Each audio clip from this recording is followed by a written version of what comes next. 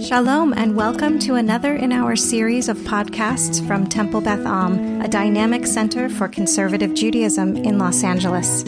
Sounding the Shofar, the communal role in identifying and preventing violence. A keynote address delivered by special guest, Dr. Ilana Kwartin.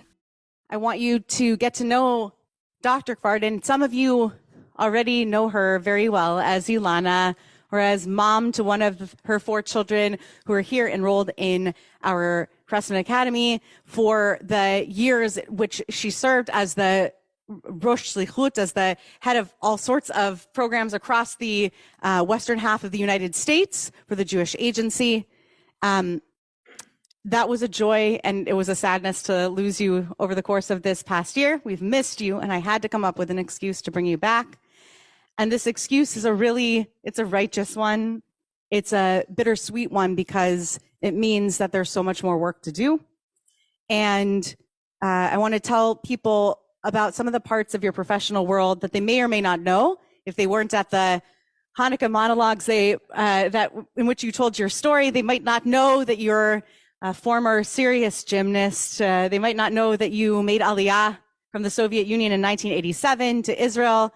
They might not know that you were formerly a commander and an officer in the IDF, that you have a BA in law and psychology, that you earned eventually an MA in conflict resolution from Bar Ilan, and also a PhD in gender studies there. And that while you were in the Negev doing work there, you've done some incredible things in the world of women's empowerment, and not just Zumba, which is really important. For people who do Zumba, you know how important it can be, especially for women's empowerment and for feeling good in our own bodies and souls, but especially in the world of coercive control, in domestic violence, and in problematic relationships across Israel and beyond. And we're so proud of you seeing your book out there. We know that there is work to be done. I am a tireless advocate for your work being translated to English. It is now being translated to English, which is deserving of great applause because it is in need of an English translation. And there's still some work to go getting the proper funding for that. So if you're moved by this, I am not shy about saying that beyond the funds that we are looking forward to raising and already have raised through the concert this evening, there is still some funding to be raised specifically so that the stories that we're going to talk about tonight can be told and read in English. So I want to start by saying something about those stories and opening this up to you and to the possibility of telling stories. We called this session Sounding the Shofar, and we did so because you told me, Ilana, that you are a shofar, a horn to sound the blast and to amplify the voices of the women who are not being heard in the quiet and scary places where they are in their relationships or where they may have been in their relationships. And usually at Seudah Shlishit, we study text. And I'm reminded from my friend and colleague, Casper Terkel, who's this awesome both author and studier of all things ritual, that it's the case that any text that you treat as sacred or think of as sacred is sacred text. All text that we treat as sacred is sacred text. Now, where Casper goes with that is that he has a podcast and a huge fan base called Harry Potter and the Sacred Text. Okay, so that's one universe and one way to go. He has a dear friend at Harvard Divinity School who does this with Jane Austen, who treats it as sacred text and studies it with Lectio Divina. But I know that you, Ilana, you study the stories of women who are in these relationships that are marked by coercive control as sacred text. And that's how we are going to treat them this evening as we hear them. So I turn this over to you to begin sharing with us these sacred texts. And I know that we're going to start with one of these stories. Yep. So, hi everyone. And Thank you so much for inviting me. This is such a zchut to be back here after all these years that I spent in this amazing community. And thanks to everyone who accepted the invitation and came. And I just want to say that just feel free to ask anything you want to ask. I just landed from Israel, 2.5 days ago. I'm sure you have questions and you're curious. So just really feel free, and I'll do my best to bring all the information to you other than my specific work. And I just want to say that we had the most wonderful time in this community as a family. So it's really a special community to me in my heart. So really a big zchut. And I want to say something about shofar, or about being the voice of.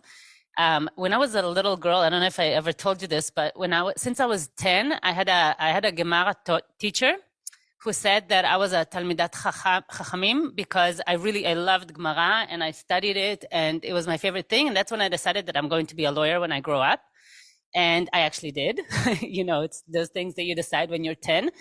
And when and I think the reason I decided to do that is because of the feeling that I need to help bring justice to the world, that I need to help make something wrong right. That was, how I felt as a child, and that's still what I feel today as a grown-up and as a professional. And when I started my career as a lawyer, I quickly shifted and understood that I want to do women's rights. I didn't even know what it was, but I decided that would be my specialty, my niche. And just like Rabbi said, I was meeting these women, and in a minute, I'll share with you how it all started, but I really felt that their voices are not heard, and I am like a shofar, but also like a translator. Like I take their stories, their factual stories, and translate them into the word of law and give them justice back. That was kind of like the circle that I was imagining. So if that makes sense. Yes. So I'll start by reading a story from my book. My book has a few stories of these women, and I'm starting with this story because this is the one that set me on the journey of researching this whole phenomena that I ended up calling coercive control. And I didn't know about this until I met her. So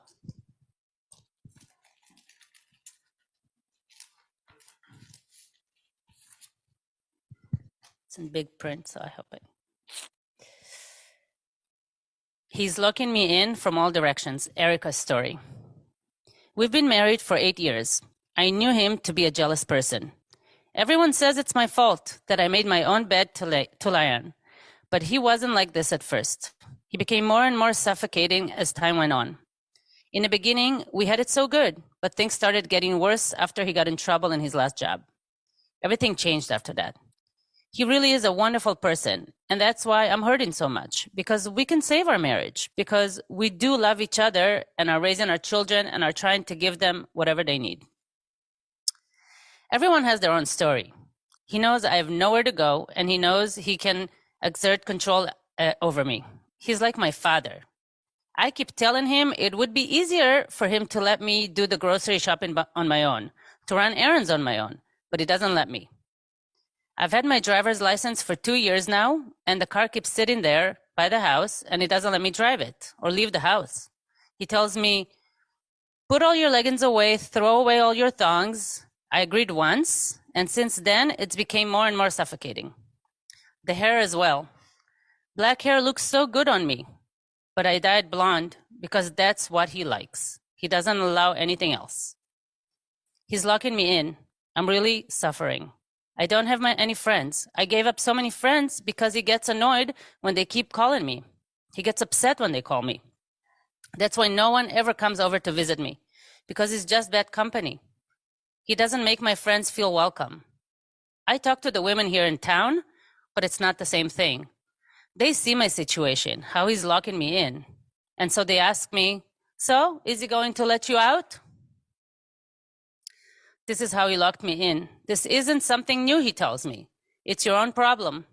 I keep telling him that I'm going to get up and go. And he replies, go ahead and leave. I don't know what he'd do if I left. Would he want to change things or let me go? I don't want to break up the marriage. I want to be with him. And if not, then I want to raise my children and live with my head held high. But I'm afraid. It's not that I'm afraid of him. He's not threatening me. I just don't want to be naive, and I want to know my rights. I want to know if I can raise my children on my own. I want to know that if there's a fight, heaven forbid, and I need to get up and leave, that I know what I'm walking into. I can't start my legal processes from here. I can't even get out of here. He knows every move of mine. He's always around and calling me on the phone all the time and asking where I am. Just as an example, I'm here by myself and I want to go see my mom for a bit, and he won't allow me to do so. He says, "You're not going alone." I was at an evening outing with all of the women from the Zumba class. Everyone was telling her story, and I kept quiet. I looked at them, every one of them holding their car keys in their keychains. I felt as though they were dignified, that they had something to be proud of. One time I really had it. He was at work. I called him and I told him I'd had enough, that I wanted out. I told the older children, "Get dressed, we're going." They were so happy. We could go to the play area at the mall. We could eat at McDonald's. I picked up my youngest from preschool and we went. There was a bus at 2:30. I called him and told him that I had enough and he needed to let me breathe a little. He said no. I told him I was going. So he said, "If you're leaving, don't bother coming back." And I said, "Okay." I don't know, I had the courage to do that. We boarded the bus and I felt as though we were coming out of prison. I felt like I didn't even care what would happen later. We got there, we had so much fun, we ate, it was a blast. On the way back, I called him and he didn't pick up the phone.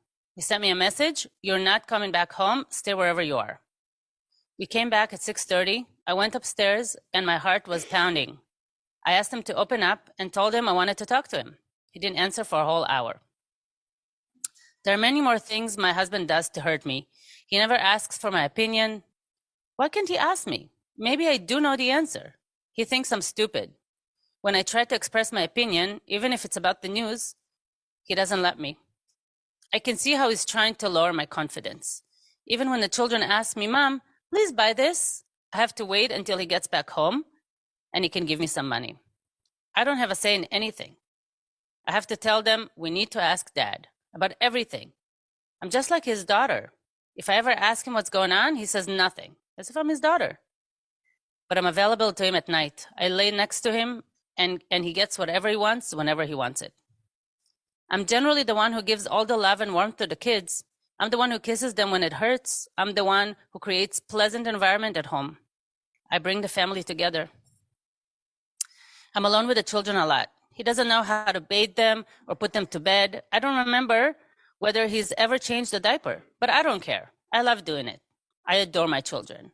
I don't do anything for them because I have to. Even if I stay home with them, this is my life. I want to give them the very best. I would do anything for my children's well-being. But I also tell myself, I'm going to get wrinkles, I'm going to get older, and what do I have to show for myself? Life can end in an instant. I want to do everything, all the things I love, Zumba and all the other stuff.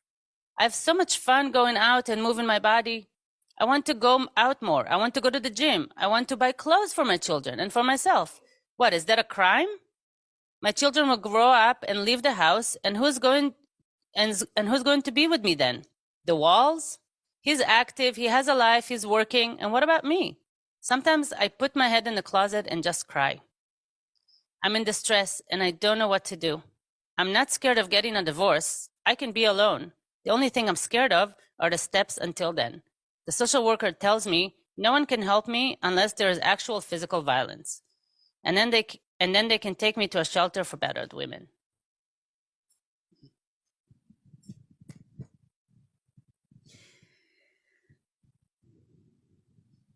I think a lot of people are taking deep breaths. It's a hard story to hear. And I know you've sat and listened to a lot of stories. We'll get in a few minutes, hopefully, to some of the patterns that come through when you listen to so many of those stories. But first, I want to ask you, what is it about stories like this one that drew you in, and stories like it that lit the spark for you to do this particular work? You know, sometimes I give lectures about my book or about this work. And there was this one student who came up to me and she said, if you never met Erica, right, the one that I read the story, what would you be doing today? I mean, this was 15 years ago. And, I didn't have the answer. It was like my life mission, in a sense, that was waiting for me. So I don't know what I would do if I didn't meet her. But the way this story came about is that I was a lawyer. I was practicing in the morning and I was teaching Zumba in the evening. That's why she keeps talking about Zumba. And as I was teaching Zumba, I was meeting a lot of women in different environments. And they were dancing and moving their bodies. And it opened a lot of conversation at the end of every class. And they started opening up about their relationships, about their families and things like that. And that's how she reached out to me. I mean, after one of the classes that she kept going to and saying, thank you so much for an hour of freedom a week. Every time she left, she reached out after a few months and she said, I want to talk to you. And I said, come to my office. I had, a law office in my home. And she said, I can't leave home. You have to come to me. And I said, what do you want to do? So she said, I want to break the walls. And I remember her saying this 15 years ago and setting me on this journey. And that's the reason that I decided to come to her house and hear her story, but feel also a little bit helpless, because what she told me, I mean, the story that you just heard isn't something that you see in the law, isn't something that as a lawyer I can go and protect. And I felt very, I've studied for all these years and I'm a lawyer, but I can't help her. What am I supposed to do? That's how it all started. I think that there's something profoundly scary I hear in what you're saying about you're feeling helpless because you're trying to respond to her helplessness. What is it like for you as a lawyer to feel helpless? You're a very smart person. You've done a lot of things that a lot of smart people do, but you didn't just give up. You pursued this. So what was it that had you keep going? So I think I had a moment sitting in her living room, for hours listening to her story. It's obviously longer than this and more detailed.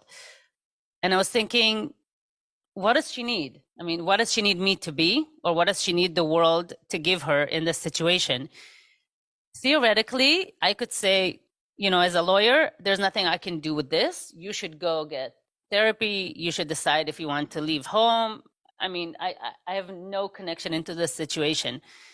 But as I was listening, was thinking that sometimes things that don't exist, we need to create them from nothing. And so what I was hearing in her story is that it was near what the law tells us about domestic violence. So it's not exactly, it's near, it's other aspects of it.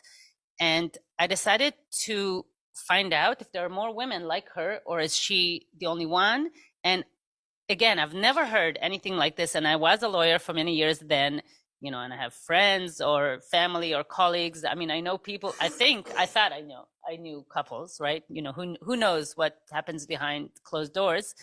And I wanted to find out how prevalent this phenomena is. What is it exactly? How can I name it? There's something about law. I come from this profession, but to me, to give words or to give meaning or to give a framing to a phenomena makes you feel that it actually exists, that you're not imagining, that you're not alone, that you're not the only one experiencing this. So giving a name to something is the first thing you do in law when you create something from nothing. And that's what I wanted to do when I met her. And so many languages, attorney is given the name advocate, abogado. It's given this language of advocacy, but you can't advocate until you know what you're advocating for your client or for your potential client. And it needed a name, and it needed something to pin to, because the law is entirely built around that idea. So I hear you, and I hear you were already searching for patterns in these stories and knowing that it wasn't, I hear you knowing already in listening to her story, she couldn't be the only person experiencing this. So how did you discover other women? How did you go about finding other women with similar stories? Yeah, so I was wondering if she's the only one or there are more women like this, but I was really hoping that there are no more women like her. And at first I put up ads. I mean, this is what you do in research in university. You put up ads and you ask for people to come for an interview. but I didn't know what to ask for. I mean, what am I going to say? Do you feel suffocated in your marriage? Do you feel like you don't make any decisions? Can you not control your financial assets? Like, I don't even know what to ask, right? I couldn't call these people to come for an interview. So my first ads were not answered.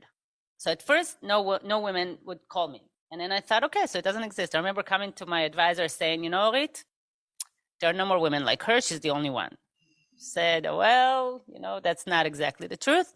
And so I started doing what I'm doing right now, telling her story. I was sitting on a train. I was going, to someone's house. I was having Shabbat dinner. I was meeting with friends. And every time I met someone, they'd be, what are you doing today, Ilana? And I would say, oh, I met this amazing woman. And I would tell her story. And one by one, everybody responded. I mean, you can imagine, you can guess. People started saying, I know someone like that. My mother was like this. My sister is like that. My neighbor is like that. My colleague is like that. I had this in my first marriage, right? And these stories kept piling up, and names and phone numbers, more that I could even reach or interview. And I started following up with all of these names, north, south, center, all over the country, and meeting these women and hearing their stories. And the hard part is that story has never been told before, because it isn't a phenomenon. It doesn't have a name.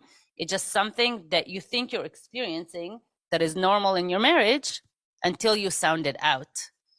And woman by woman, they would tell their story and be, I've never told this to anybody. This is the first time I'm telling this to someone. Is this normal? Am I normal? Is this everyone's marriage? How am I in the spectrum of marriages? And I felt, other than being a shofar, like I was a canvas on which the story was imprinted for the first time. And for the first time, when you hear yourself tell a story or a list of behaviors and practices, you only then can hear the pattern echoing back to you, and the fact that it's an actual phenomena or something that is pathological in your marriage. It's the first time that, you experience it in that moment. And already by telling that story and opening up that door and listening to that person, you are countering your helplessness by doing something, because you made that person feel less alone, because you told them that there's at least one other person in this world who is experiencing it. And as it turns out, unfortunately, there are so many other someones who are experiencing it. And as you've learned these stories, it turns out it's not limited to one kind of person. It's all kinds of people. What kinds of patterns do you see? What makes for this phenomenon? Are there rules to it? Is there a set of guidelines that you see either legally or that you've made into the definition of what is coercive control? And is it always the same? Does it always look or sound the same? So first of all, I think the most phenomenal thing that happened in these, interviews and gatherings is I was wondering, why would a woman tell her stories to a stranger? Right? And these are not simple stories to tell. I realized that the fact that I said, I am a lawyer, I'm writing this, I'm going to take your voice out, I'm going to do something about that, already made them feel, they really were straightening in their seats, saying, what I say matters. If I tell my story, it might help someone else. And actually, they all said, oh, my story is not so bad. Maybe there's another woman I can help too. And so that's the reason that they were even telling it to me, and which was, really a shock. But it really happens, and that's another thing that I wanted to kind of like frame. I wanted to say, you know what? This woman, she comes from, the southern periphery in Israel. She's not educated, and her husband is so-and-so ethnicity, and this is what this phenomena looks like. I really wanted to frame it and to say, it's as far of me as possible. My friends, my neighbors cannot be one of those. That's what I wanted to say. But as the names kept coming, and as I was interviewing more and more women, and every person that I met, and every time that I gave a lecture in a conference, 20% of women would come up to me and say, this is my story. I realized that it really crosses demographies and intellectual basic, just everything. You can't frame it into one community. It's in the city, it's in the rural areas, it's people with kids, without, older, younger, Orthodox, secular, everyone. So I couldn't frame it. I could only understand that if there's a marriage, this could happen because of the power relations. So that's what, the only framing I could do. But I could maybe say some of the patterns that came up. Yeah, I think at some point, I'm imagining as a lawyer, right? You're saying I have to put something on it because I have to be able to eventually, if I'm going to advocate for somebody and say something is wrong here, right? Something is legally, justifiably, I can point to these things and say something's being violated, right? Within a sacred relationship and within a legal partnership that's inbound. So what are the things that you point to that are the violations in that relationship if you can't point to physical abuse in every one of these relationships? Yes, so the law against domestic violence in Israel, and I'm sure it's the same in the States, although lists all types of violence, really relates to physical violence as the main core of this offense. And it makes sense, right? As people, we want to see evidence. If we don't see blood or a scratch, or if she didn't go to the ER, nothing had happened, right? That's our feeling. So really, we look at the law as something that's very physical, evidence-based, has a beginning and an end. That's how we can go to court. That's how we feel as lawyers and as people and as culture. But what started happening is that if women look at their relationships going back 10 years, 20 years, a few months, whatever, 30 years sometimes, they see a pattern of behavior that makes them smaller and smaller over time. And the areas of life in which coercive control happens it's a range.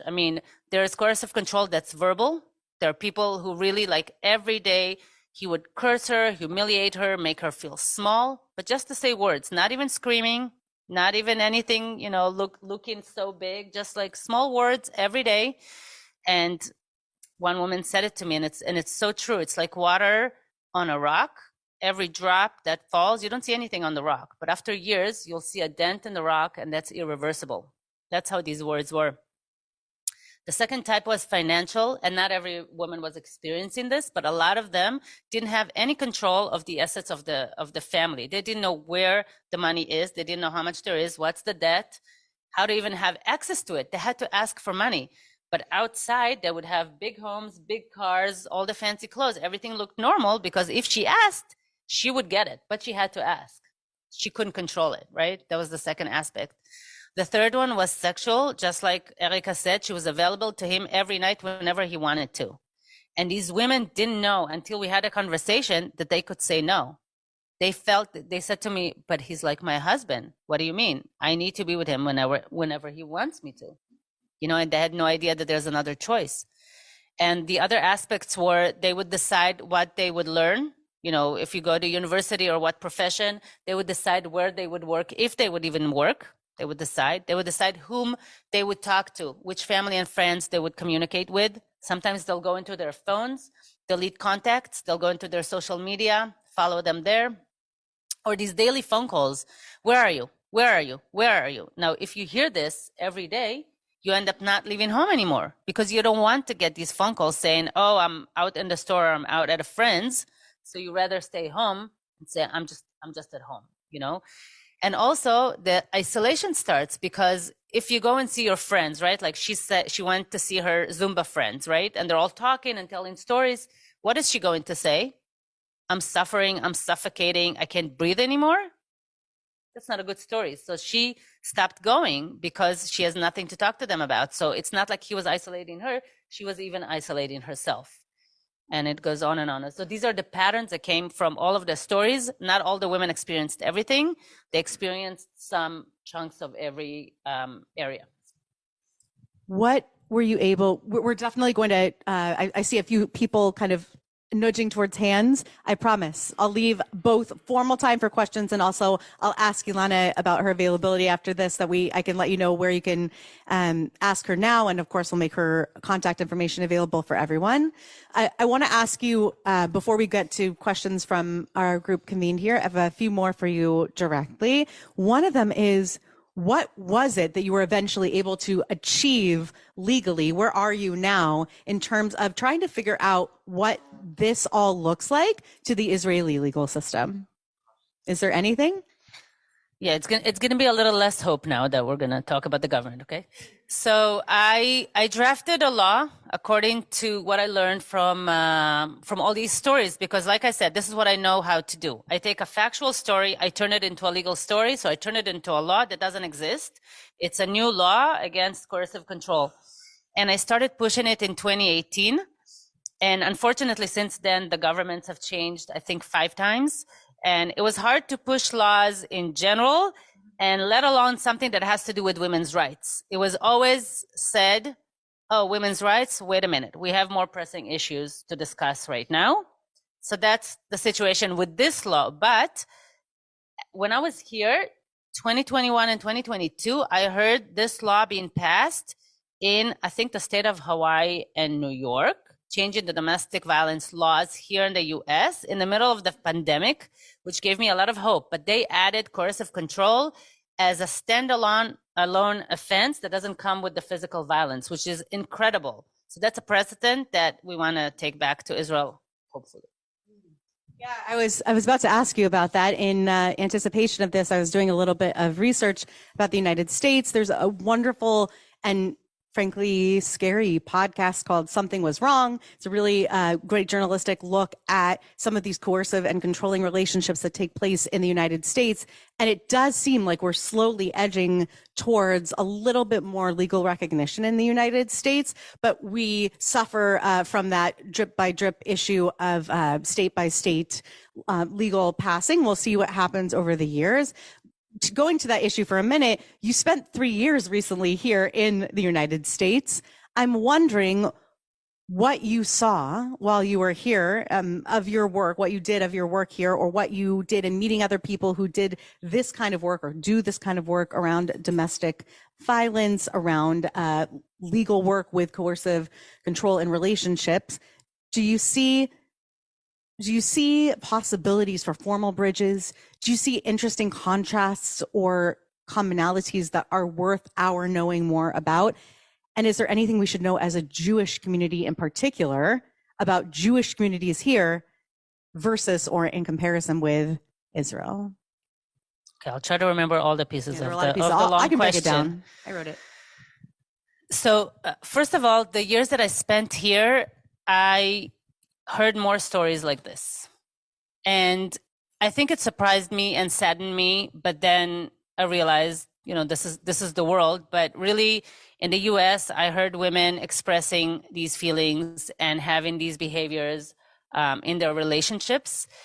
And in Israel, the reason is, or at least I thought, or at least this was the theory, it was the honor theory and the fact that there's a power relations in the rabbinical law, which is that men can give divorce to women only willfully. So this power relation from the get-go of the marriage is something that seeps into the relationship. I thought that was one of the reasons why Israel is special in that. So Israel is not special in that. And even in the US, this phenomena exists. And in terms of numbers, by the way, it's 1 in 5. 20% of marriages have coercive control. Not all of them as extreme and pathological that it should be illegal, but it happens. I mean, I don't want to say look around the room, it's kind of scary, but really think about your life. It's everywhere. It's 20% of couples. And so, this is something to know in terms of bridges. And going back to the room, I realized, I guess, from teaching Zumba, but really in general, going around the world talking about coercive control everywhere that I could, in person and on Zoom because of COVID. I always say that small communities are the first responders. I mean, these are the people that you see every day. These are the people that you notice small changes of the stress that you don't even notice, but you will notice a small change and you can ask a question. And just like when I was listening to the women, they were imprinting their stories for the first time. Be that person that would hear that story for the first time, because it's 90% of the solution. It doesn't matter what the woman decides to do later on. maybe she'll decide to leave. Most of the ones that I interviewed, by the way, did not leave. But knowing where you are, knowing that your story is not something that has to do with you, but a phenomena and a pathology is already a huge thing. And so listening is something that people in small communities, in Jewish communities, Arvut Adadit and Tikkun Olam is something that we live by. And this is one of them. This is the first one. Yeah, this is the last point I want to formally get to before we get a chance to speak and take a few questions from people who are in the room. I remember about 6 or 7 years ago, even before COVID, a general conversation. There was, I'm a big podcast person, so I'll keep referring back to it, but there's a wonderful podcast. Does anyone remember Cracked Magazine? Is that one? It was Mad Magazine, and then it was Cracked Magazine. Then they had a podcast. There was a great conversation. Don't remember who the hosts were at the time, but they said something about the statistics and the power of community. And in that conversation, they said that in the power of community, the difference is, I don't know why this is what stuck with me. He said, you can ask your friend how they're doing over and over again with their addiction, but unless you see them in the room, you can't smell the alcohol on their breath. And while that's a bit of a clunky and direct comparison, it's really stuck with me. It's a jarring and sensory, a very sensory heavy way of drawing a picture of what communities are capable of doing and why communities are so important. When we are in person with each other, as we now are again after COVID, we have the ability to do something, not just individually, but as whole community networks, which is to really, really see each other, to be near each other in ways that we can make observations that are not possible, micro observations that are really not possible unless we're with each other. So I want to ask you, going beyond what the small communities and first responders can do, in a big community like ours, which gathers again and again and again, this has been a very busy weekend in our community. What is it that we can do on a communal level to raise awareness individually and as leaders? Well, first of all, what you're doing today is already raising awareness. You're making a point, talking about this phenomena. I mean, all of you heard about it today, so just keep talking about it, keep calling it a name, keep giving it, a basis that this is a phenomena, this is something wrong, this is something that exists and has a name and has a definition. That is already a lot. Second of all, the listening piece. And I always say, even when we're home or remote or on vacation or something like that, we should always choose the, 5 or 6 women in our lives that we want to nudge. Nudnik, I don't know how to say it, but one of the women said it to me. It really stuck with me. She said, be a nudnikid, be a nudge. Because she said that at first she would not answer or she would not tell her story. But she said, knock on my door the first time, I'd say everything is okay. Knock on my door the second time, everything is fine. Third time, I'm good, but time number 41, I'll say, okay, I'll tell you my story, right? So don't be afraid to be a nudnik, don't be afraid to be a nudge, and ask it over and over and over again, and make sure that those women that you chose in your life are okay. I think that we are always striving, because we're such a big community, for that kind of intimacy. And I love that where we're landing here, again, as we open up to a few questions, is that the antidote to coercive control in intimate relationships is building better intimate relationships with our friends that can respond and tell us when to nudge, when to ask more, when to be there for someone, when to knock for the 41st time. So the answer is not to be in intimate relationships. The answer is to be in more intimate relationships and to take care of one another carefully. So we're going to take a few minutes to go to some questions. I saw that there was one person over here. I saw that Jeff had a hand over here, and I see Anita and Gil also. We'll try to get to all four of those at least, then I'll take some more hands. And I also want to ask you now, are you around for a little bit, for a few minutes after? So Ilana's around for a little bit, and we have some time before the concert begins when we start Mariv after this. So we'll go to those four in that order. So I'll go to you first. If you could share a question nice and loud. Yeah, I'll repeat the question. The psychopathology behind the husband and behind the wife, this is not a normal situation. It's probably something socially is wrong. Like, has it been addressed, right?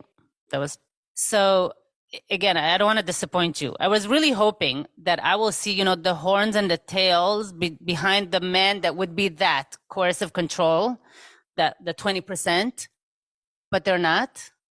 They're just like you and me. And I understand, and I really wanted to not agree with it. There's some of them are narcissists, but not all. And the women did not bring it on themselves that this relationship would happen. It was really something that was escalating with time from marriage or from formalization of the relationship onwards, and got worse and worse with time. And because it's so slow, you don't notice it at the time. It's only something that you can look back at because it accumulates. Now, as a phenomena, it's something that we culturally allow. There are no physical marks. There's nothing that you can hide with a makeup. And so it keeps happening. And slowly she becomes half of herself. She's not the person that she was. She can't fight. She can't leave. She can't talk about it. And so unfortunately, there is no psychopathology. There is just a process, a pattern of unjust relationships. I totally agree. The system and the legal system have to be looked at. And I just want to add something to what you said. Should I repeat some of that? Yeah, you were talking about paranoia and about the fact that the DSM defines some of these as disorders. Some of the things. I'm going to demystify for people who are, it's not the Hebrew to translate. There is a manual that is used by those who work in the profession of psychology and psychotherapy and psychiatry. And in that manual, we're just talking about which of these, which diagnoses might be able to be applied. And so, right. Go right ahead. So we talked about narcissism and we talked about paranoia. It might be true. The numbers don't explain it. What was the legal system? Yes. So just something that I wanted to add. Women like the story that I read and all the other stories. I mean, imagine that she calls the police, right? I mean, this is supposedly what she's supposed to do. She calls the police and she says, "Help me. I can't wear what I want. I can't dye my hair the color that I want. I don't have money. I don't know where our bank account is in. He curses me every day, and he doesn't hear my opinion when we watch the news, and he doesn't let me, leave the house with the car." What would the police say to her, in that phone call? Be like, "Lady, get your marriage in order, why you're calling me." Okay? Because it's not something that is existing in one point in time. It's a pattern of behavior, and it's something, you're right, it's something tango in the marriage, but because it's like this, the escalation of those behaviors, she goes the other direction. I mean, she gets weaker and weaker, and she loses contact with reality, because if she has no one to talk to or no one to echo the behaviors with, she doesn't even know that it's pathological. Here's what we're going to do. I'm going to take the questions that were of those who had the three hands that were raised before, Jeff and Anita and also Gil. I'm going to take all three of those questions, have them say them, and I'll repeat the questions into the microphone. And then Ilana, I'll have you answer whatever you can of that. And then we need to move to Mariv. And Ilana's still going to be around. She's not going anywhere. She'll be here through the concert. If you haven't yet gotten a ticket, there will be tickets at the door. The concert begins at 8:15. Clearly, there's so much more to talk about. Let's take these questions. Jeff first. Okay, so the first question that we're taking in is, so 40 years ago, Jeff worked in a battered women's shelter in Israel, and the question is, has anything been set up as these young men are growing up to support their growing up and being educated? Did I get that correct? Okay, great. And then the second question. So ultimately, the question is, what is happening to the children who are experiencing abuse in these relationships? What are the laws in regard to social work? And what can be the legal response to the children who are suffering in these particular relationships? And Gil, do you want to throw out a question also? So in places where these laws have been passed, in the few states, granted that it was recent, have we seen anything that's been that might be accounted for as some sort of a response, progress, that sort of a thing in the aftermath of the passage of those laws? I'll start from the end. So other than Hawaii and New York, also New Zealand and Britain passed similar laws of coercive control without physical violence on its own. It's too soon to see any precedent or any cases tried at court, but from what I know or believe about the law, it is representative of what our culture thinks is right and wrong. It is written there with words and with a name and with a phenomena, and already it says what we believe in, even if there hasn't been even one case that's been tried according to that law. So having a law is already better than not having one in terms of, the words and the phenomena and what it represents. I hear the discourse already around Israel and around the US about this phenomena existing, happening, that it's normal, that not that the phenomena is normal, but that it's normal to have it because so many couples experience it. So that's already a change that you can see even without a case going into court. So that's to your question. About young men and what can be done. So I have to add, we didn't talk about this, but I have the privilege and the honor to be the head of a foundation that's cause is the prevention of violence in Israel. It's new, it's 3 months old. And before that, there was this huge initiative in Israel for 2 years thinking how to do prevention of violence, thinking exactly about young fathers and how do we start it from the get-go. I mean, how do we start it right before marriage and into the beginning of marriage and into the beginning of parenthood so that we don't look back, 10 or 20 years after and saying, now we need to deal with the situation. So we're talking about prevention in Israel now. It is the biggest thing. So yes, definitely happening. And you asked about the children. Not all the women I interviewed had children. And so coercive control happens whether it's just the two of them or there are children or the children left. Social work, yes, has to come in when there's abuse with children. And I think it does happen. But women get no protection unless there's physical violence in terms of shelters. I don't know how it is in the US, but Israel doesn't have enough of them. So she can't house all those cases. It goes by severity. And as a society, we see severity in physical signs. So, Dr. Kwartin, we could talk about this for a very long time, but ultimately what we have to say to you is thank you on behalf of every woman whose story you have listened to. Thank you for being that shofar. Thank you for coming to us for those 3 years and now coming back and telling the stories of all of these women.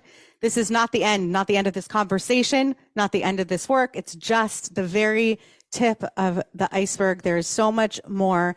Please amplify these stories, right? That's the beginning of what you can possibly do. Continue to build upon this work by building your own intimate relationships in this community.